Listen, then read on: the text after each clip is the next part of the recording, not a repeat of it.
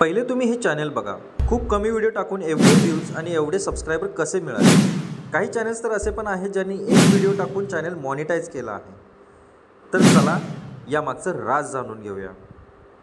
त्याआधी तुम्हाला मी सांगतो की मी आता करंटली एक चॅनल चालवत आहे ज्याचे 1 करोड व्ह्यूज आणि 9,500 सबस्क्रायबर आहेत. आता प्रश्न असा आहे की लोक एवढ्या लवकर व्हिडिओज व्हायरल कसे काय करतात? त्याचे उत्तर आहे हे 2 टॉपिक्स. ऑडियन्स आणि क्रिएटर या दोघांवर यूट्यूब नाही तर यूट्यूबचा अल्गोरिदम काम करतो. म्हणजेच ऑडियन्स क्रिएटरचा अल्गोरिदम आहे. म्हणजेच algorithm is equals to audience. Algorithm 2 जागेवरून डेटा घेतो. एक तर व्ह्यूवर्स आणि दुसरा तर क्रिएटर जो व्हिडिओ बनवतो. आता बघा, एक क्रिएटर अल्गोरिदमला हे सांगतो की व्हिडिओ कोणत्या लँग्वेजमधून आहे, कोणत्या देशातून आहे, IP ॲड्रेस काय आहे, व्हिडिओची कॅटेगरी काय आहे, व्हिडिओ लहान मुलांसाठी आहे की मोठ्या लोकांसाठी आहे, व्हिडिओचा टायटल काय, डिस्क्रिप्शन काय आणि अजून बरंच काही. आता बघूया व्ह्यूवर्सकडून यूट्यूब काय काय घेतं.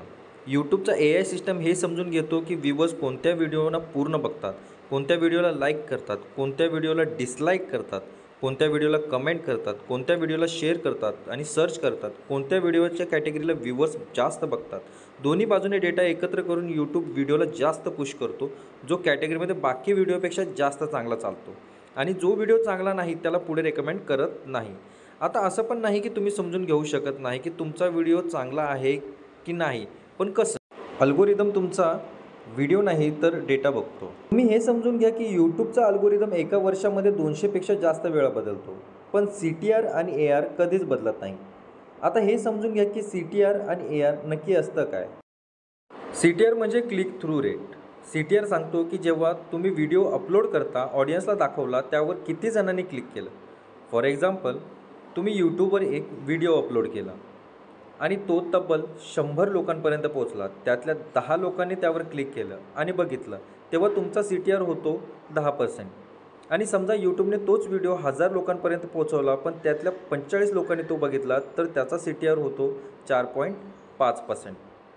आता यांची ॲडिशन केली तर 100 + 1000 होतात 1100 आणि 10 + 45 होतात 55.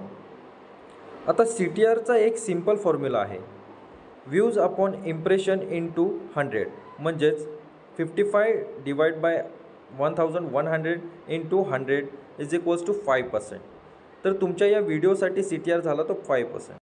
समजा यूट्यूबवर कोणीतरी असा व्हिडिओ अपलोड केला ज्याचा CTR 20% आहे, तर यूट्यूब 20% वाल्या व्हिडिओला प्राधान्य देतं, कारण त्या व्हिडिओला जास्त लोक क्लिक करून बघत आहेत आणि हेच यूट्यूबला पाहिजे असतं. आता तुम्हाला प्रश्न पडला असेल की किती CTR आणायचा जेणेकरून आपला पण व्हिडिओ व्हायरल होईल? यूट्यूबने तर असं नाही सांगितलं की एवढाच CTR आणा मगच तुमचा व्हिडिओ व्हायरल होईल. पण मी माझ्या पर्सनल एक्सपिरियन्सने सांगतो की तुमचा व्हिडिओचा CTR जर 7%पेक्षा जास्त असेल तर चांगले व्ह्यूज येतात. आणि मी फक्त हे असंच सांगत नाही आहे, तुम्ही माझा चॅनल पहा. एक व्हिडिओ आहे ज्याच्यावरती सगळ्यात जास्त व्ह्यूज गेलेले आहेत, ज्याचा CTR 8.9% आहे. सिम्पल गोष्ट आहे की तुम्ही तुमच्या व्हिडिओचा थंबनेल जर अट्रॅक्टिव्ह बनवू शकता तर तेवढेच तुम्हाला व्ह्यूज चांगले मिळतात.